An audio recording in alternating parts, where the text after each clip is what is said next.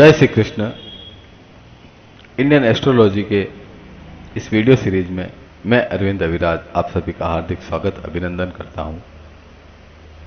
इस क्रम में हमने चर्चा की कि मेष लग्न की कुंडली में जब विभिन्न सूर्य, चंद्रमा, मंगल, बुध, गुरु, शुक्र आदि ग्रह जब विराजित होते हैं विभिन्न 12 भाव में, तो किस प्रकार का प्रभाव जातक के जीवन पर डालते हैं। इसी क्रम में आज हम चर्चा करेंगे मेष लग्न की कुंडली में केतु का विभिन्न 12 भावों में किस प्रकार का फल है। आप सभी जानते हैं कि केतु एक छाया ग्रह है, कोई भौतिक नहीं है, परंतु इसका हमारे भारतीय ज्योतिष शास्त्र में अत्यधिक महत्व माना गया है। तो आइए ज्यादा समय न लेते हुए वीडियो को आरंभ करते हैं। स्क्रीन पर आप देख पा रहे होंगे यह मेष लग्न की कुंडली है। इसमें के 12 भावों में जब केतु विराजित होते हैं तो किस प्रकार का फल देते हैं। मेष लग्न की कुंडली में जब केतु प्रथम स्थान पर, केंद्र स्थान पर विराजित होता है तो वह जातक के देह में शारीरिक रूप में कुछ अशांति अथवा कमी का योग बनाता है। अर्थात ऐसे जातकों को शरीर में कुछ विकृति जन्म से भी हो सकती है। ऐसे जातकों को चोट और वेदना का भी योग बना रहता है, परंतु ऐसे जातकों का हृदय बहुत मजबूत होता है, इनकी धैर्य शक्ति महान होती है। ऐसे जातक दूसरों के सामने दबकर नहीं रहते हैं। यह अपनी हठधर्मिता से काम लेने वाले होते हैं। गुप्त युक्तियों और अपने बल से महान कठिनाइयों से को सहन शक्ति के बल से प्राप्त कर लेने वाले होते हैं।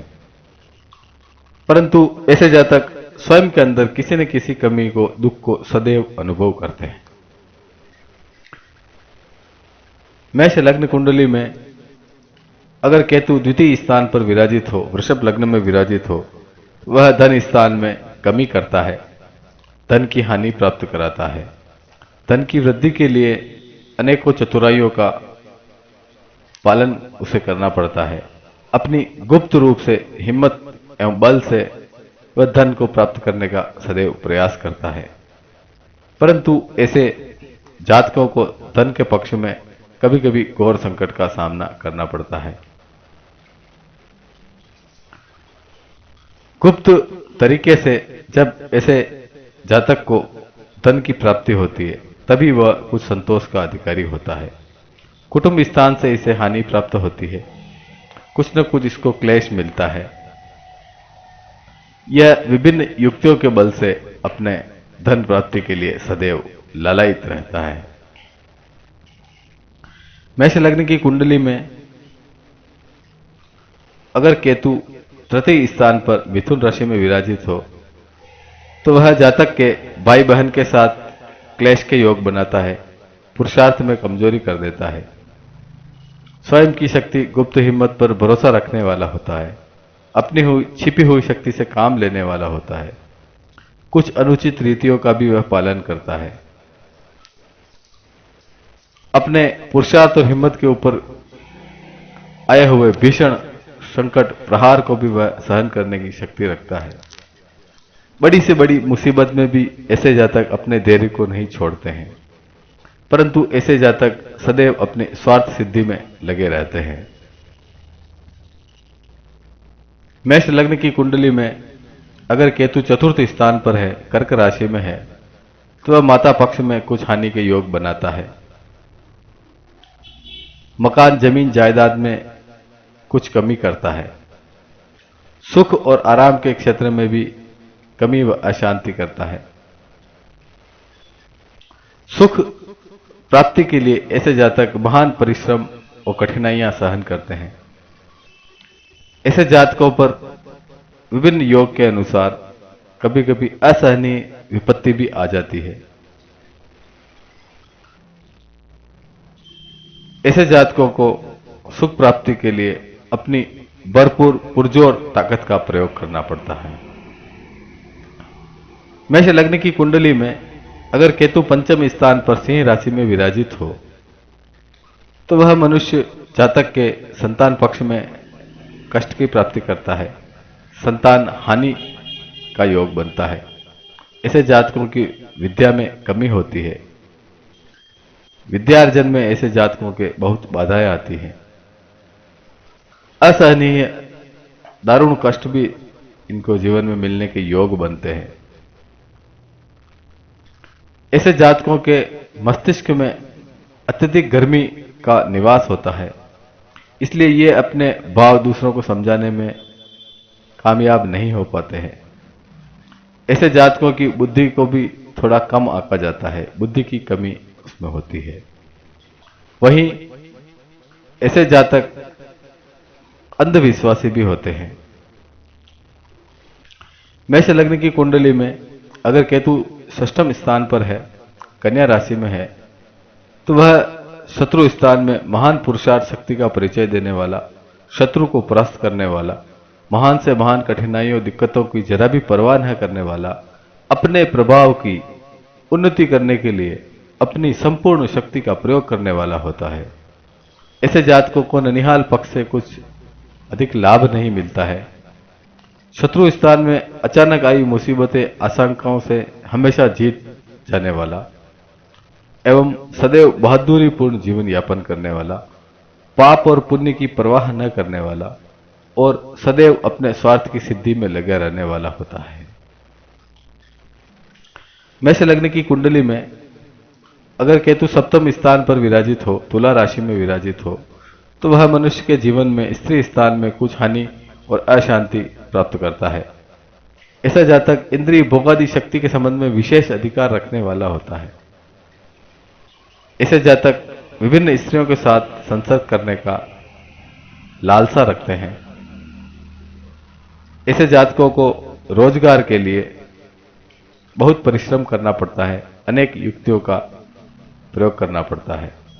कभी कभी रोजगार के लिए इन्हें भीषण कठिनाइयों का सामना भी करना पड़ता है, परंतु ऐसे जातक धैर्यवान होते हैं और हिम्मत के साथ कार्य करते रहते हैं और आखिरकार एक समय वह अपनी स्थिर मजबूती प्राप्त कर लेते हैं। लौकिक सांसारिक कार्यों में ऐसे जातकों की कुछ कमी बनी रहती है, परंतु वह अपने साहस के साथ उन्नति के पद को आखिर प्राप्त कर लेता है।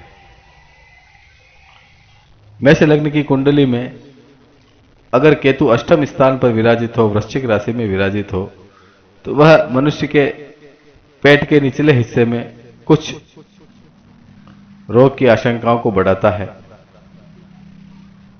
दिनचर्या में ऐसे जातकों को अशांति अनुभव होती है। पैतृकता का इससे कोई ज्यादा लाभ नहीं मिलता है। ऐसे जातकों की आयु में कुछ बाधाएं आती है। ऐसे जातक स्वयं को अति बुद्धिमान समझने वाले होते हैं। तीक्ष्ण गुप्त युक्तियों से, अपने बल से, शक्ति के बल से दूसरों पर प्रभाव जमाने वाले होते हैं। ऐसे जातक महान परिश्रम करके अपने जीवन का विकास करते हैं। जीवन के अंत तक, जीवन के एक पड़ाव पर वह आखिरकार प्रसिद्धि पा ही लेते हैं। मेष लग्न की कुंडली में जब केतु नवम स्थान भाग्य स्थान पर विराजित हो, केतु धनु राशि में विराजित हो, तो वह जातक की भाग्य की उन्नति के लिए अधिक से अधिक परिश्रम करवाता है। भाग्य के स्थान पर महान झंझटों का योग डालता है। गुप्त शक्ति के महान प्रयोगों द्वारा उन्नति के साधन को प्राप्त करने वाला होता है। ऐसे जातक वास्तविक धर्म को छोड़कर धर्म के ढकोसलों में पड़ जाते हैं। ऐसे जातक तामसिक धर्म की ओर आकर्षित होते हैं।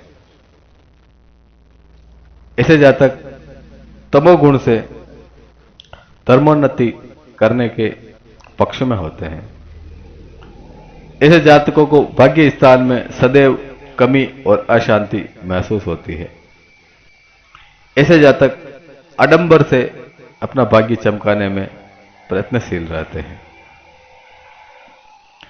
मेष लग्न की कुंडली में अगर केतु दशम स्थान पर विराजित हो तो वह पितृ स्थान में कुछ कमी करता है, क्लेश का योग बनाता है।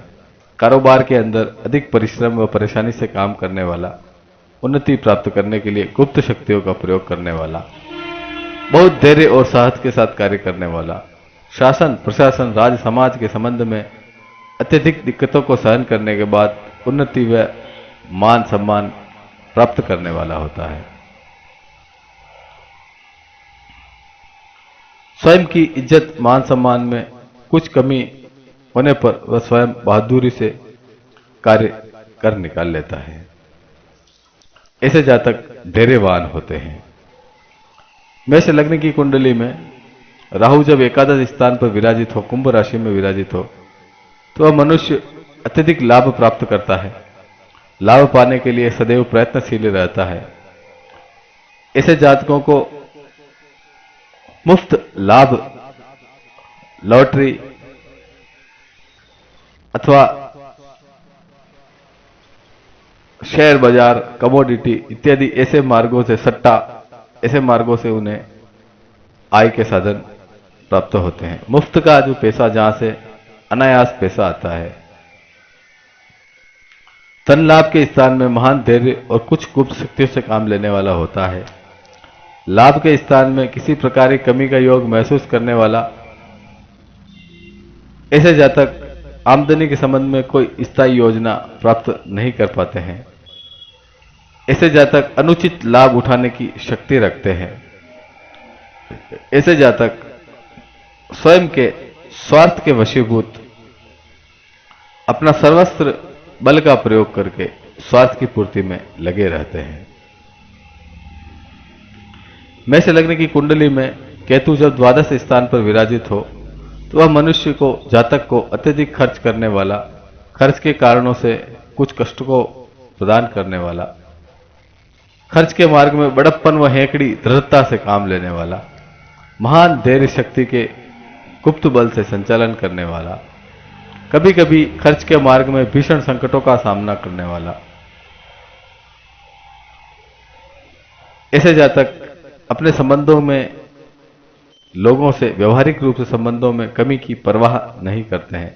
आंतरिक शक्ति द्वारा, अपने परिश्रम के द्वारा अपने कार्य को निकालने की शक्ति रखते हैं। और अंततः ऐसे जातक अपने खर्च के जो संचालन है उस पर कंट्रोल कर लेते हैं और जीवन को यथावत चला पाते हैं। तो मित्रों, इस वीडियो के माध्यम से हमने जाना कि मेष लग्न की कुंडली में जब केतु ग्रह विभिन्न 12 भाव में विराजित होते हैं तो किस प्रकार का फल प्रदान करते हैं जातक के जीवन में। मित्रों, इस वीडियो के साथ मेष लग्न की कुंडली में सभी ग्रहों के 12 भावों में जो फल है, जो प्रभाव है, वह एक अध्याय पूर्ण होता है। सभी वीडियो के लिंक नीचे डिस्क्रिप्शन बॉक्स में दिए हैं।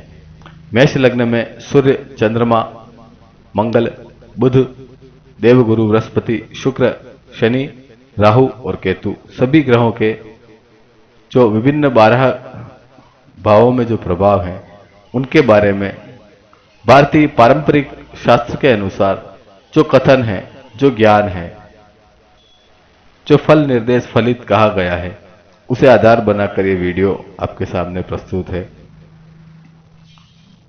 अगले वीडियो में मिलते हैं मित्रों। अगले वीडियो में हम चर्चा करेंगे वृषभ लग्न में की कुंडली में विभिन्न ग्रहों के किस प्रकार के प्रभाव मिलते हैं। तब तक के लिए जय श्री कृष्ण।